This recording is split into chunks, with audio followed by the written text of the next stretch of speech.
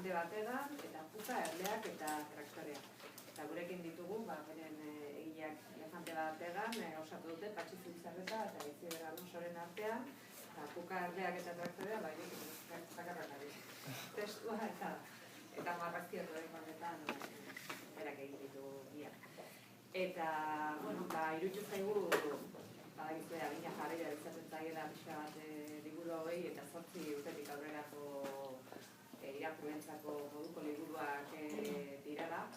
Biak dira dibertigarriak, harrigarriak, ostagarriak, xamurrak eta badute beste ezaugarri bat ere, animaliak dira protagonista. Animaliak dira protagonista eta gainera historia hauek animalien begietatik edo ikuspuntutik kontatzen dira hor gertatzen diren paseizuak. Esan, ez zegoen nola pentsatuta, baina gero kasualitatea izan dela biak ere animaliak hartu dituzuela protagonista bezala.